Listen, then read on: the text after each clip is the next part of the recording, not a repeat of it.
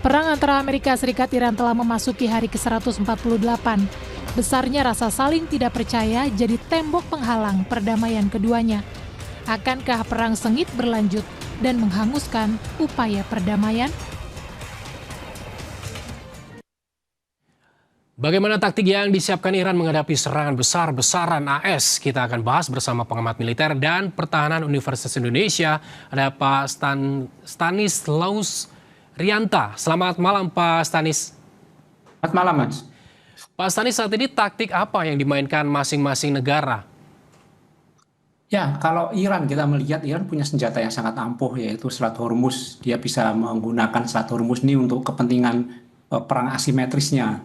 Terbukti ya sampai saat ini perang hampir 5 bulan ditambah jeda itu Iran tidak menggunakan senjata yang seperti dikhawatirkan banyak orang seperti senjata nuklir, tapi dia hanya menggunakan ya senjata perang untuk mengimbangi Amerika dan dia memainkan Selat Hormuz. Nah, Selat Hormuz ini yang berbahaya karena apa? Dampaknya bukan ke Amerika, tetapi dampaknya juga ke negara-negara dunia yang perekonomianya tergantung Selat Hormuz. Selain itu, Iran juga memainkan poros perlawanannya, nanti akan muncul juga Houthi, kemudian Hizbullah dan lain-lain itu dimainkan oleh Iran. Sementara Amerika nampak menggunakan perang-perang dengan senjata yang cukup modern harusnya ya, dan dia menggunakan negara-negara di kawasan yang menjadi sekutu dia.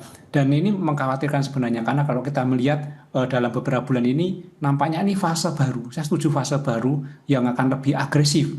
Jadi kita melihat bahwa Amerika lebih agresif, Iran lebih agresif. Nah, Amerika memang nampak membutuhkan deklarasi kemenangan karena Trump sendiri kan menghadapi pemilu sela. Dia akan ditagih oleh masyarakat rakyat Amerika Serikat, perang selama ini dengan biaya yang cukup besar ini apa hasilnya gitu loh. Karena Amerika belum menang, Iran belum kalah. Makanya Trump juga perlu suatu kertakan-kertakan supaya deklarasi kemenangan itu bisa segera dilakukan.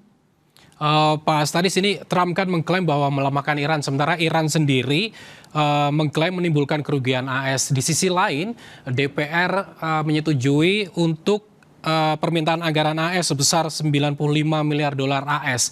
Lalu jika melihat kondisi seperti ini, Pak Stanis, bagaimana Anda melihat kemampuan militer Iran dan AS? Ya, kalau kita melihat perang itu prinsipnya adalah secepat mungkin bisa menang. Jadi secepat mungkin sehingga kerugiannya juga seminimal mungkin, kemudian resikonya seminimal mungkin dan biayanya serendah mungkin. Tapi perang di era sekarang, apalagi Amerika yang nomor 1 di dunia, Iran sementara nomor 16 ya untuk alutsistanya. Tapi selama 5 bulan masih berjalan, ini berarti dapat dikatakan Iran mampu mengimbangi Amerika. Sementara Amerika nampak juga belum total dalam perang Iran sehingga situasi seperti ini. Ini menjadi tanda tanya sebenarnya. Apa sih tujuan Amerika kok sampai panjang seperti ini?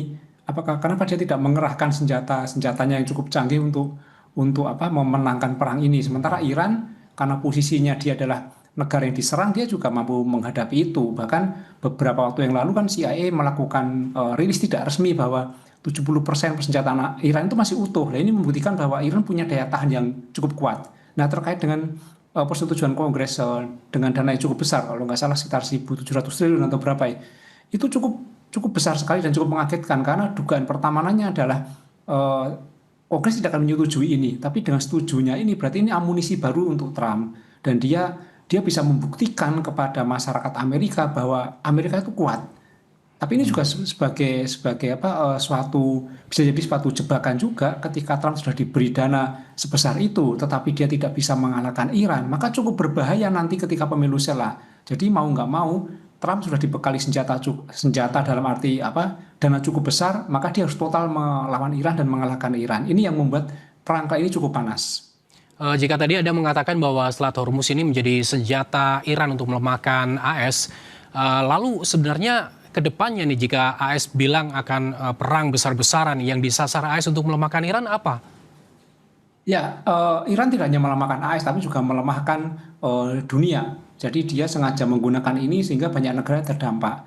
Iran juga menggunakan ancaman-ancamannya termasuk ketika kita melihat bahwa NATO sama sekali tidak bersuara. Negara-negara NATO ini menunjukkan bahwa negara NATO berpikir ulang kalau untuk membantu Amerika karena jarak negara NATO itu sekitar 3.000 km dari Iran. Sementara Iran mempunyai peluru kendali yang mampu menjangkau 5.000 km. Ini membuat negara NATO mengambil sikap diam. Nah, dampaknya apa kalau nanti Selat Hormuz benar-benar dimainkan? Saya kira dampaknya tidak secara langsung pasti akan terjadi perang di situ ya. Tetapi secara tidak langsung itu dampaknya ke dunia cukup berat. Bagi kita juga gitu loh. Nanti pasti ketahanan energi akan menjadi berat. Kemudian logistik, kemudian perdagangan di Timur Tengah. Dan kita lihat bahwa Eropa saat ini sedang memasuki musim dingin. Sementara Eropa itu tergantung dengan pasokan gas dari Qatar. Dan ini hanya melewati Selat Hormuz. Ketika nanti ini terganggu, maka Eropa bisa mengalami krisis energi. Jadi dampaknya cukup berat. Dan inilah yang dimainkan oleh Iran supaya Amerika berpikir dua kali ketika melakukan serangan atau perang di Selat Hormuz. Karena apa? Dampaknya tidak hanya ke Amerika, tapi juga negara-negara besar, termasuk di Eropa, yang nanti bisa melakukan tekanan terhadap Amerika. Jadi Anda melihatnya eskalasi perang AS dan Iran ini ke depannya seperti apa, Pak Stanis? Saya lihat akan semakin panas dan Amerika ini akan menggunakan cara secepat mungkin, sekeras mungkin supaya dia bisa memenangkan pertempuran ini. Semakin cepat memenangkan pertempuran, pasti Amerika akan lebih diuntungkan. Tetapi Iran itu bukan negara yang mudah ditekan dan mudah kalah. Terbukti puluhan tahun dia diembargo, dia masih bisa bertahan dan selama 5 bulan ini perang, Iran juga bisa bertahan. Ini menunjukkan bahwa Iran adalah negara yang cukup kuat. Apa yang jadi alat tekan masing-masing pihak jika perang ini terus berkecamuk, Pak Stanis? Tentunya alat tekan ini untuk akhirnya nanti bertemu, mediasi, dan juga bernegosiasi seperti itu. Ya, tekanan-tekanan Amerika dan tekanan-tekanan Iran di Selat Hormuz, sementara Amerika dengan senjatanya ini sebenarnya kayak pancingan untuk saling bernegosiasi. Tapi masalahnya kan ini tidak ada negara yang besar untuk melakukan inisiatif, untuk menggalangi inisiatif. Pakistan sudah mempelopori, kemudian Qatar juga kita lihat sudah melakukan menjadi mediator, tapi nampaknya kurang kuat. Terbukti bahwa perjanjian yang dilakukan ditandatangani itu rapuh dan tidak ditaati. Saya kira perlu peran besar dari negara-negara yang lain supaya mendorong kedua negara ini melakukan mediasi, melakukan komunikasi dari mediasi negara-negara besar. Kita harapkan sebenarnya seperti Turki, kemudian Rusia, Cina ini mampu menggalang kekuatan supaya dua negara ini duduk. Dan jangan lupa ada aktor lain yang tidak dilibatkan kemarin dalam perundingan dan ini menjadi kita lihat bahwa menjadi provokator perang yang terjadi seperti Israel.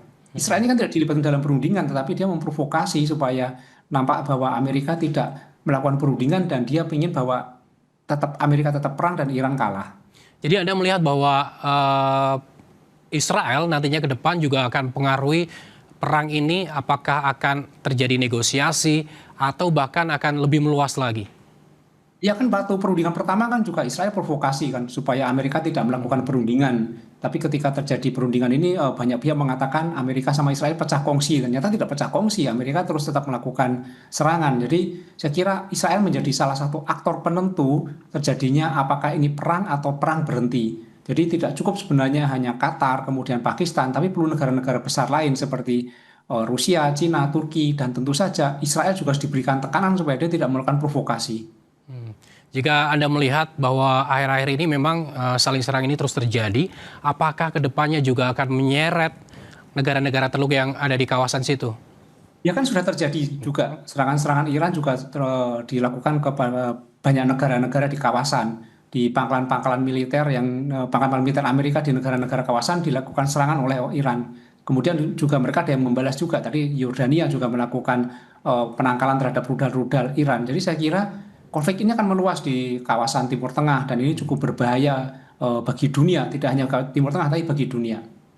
Baik, terima kasih Pak Stanislaus Rianta, pengamat militer dan pertahanan Universitas Indonesia telah bergabung bersama kami di Kompas Malam.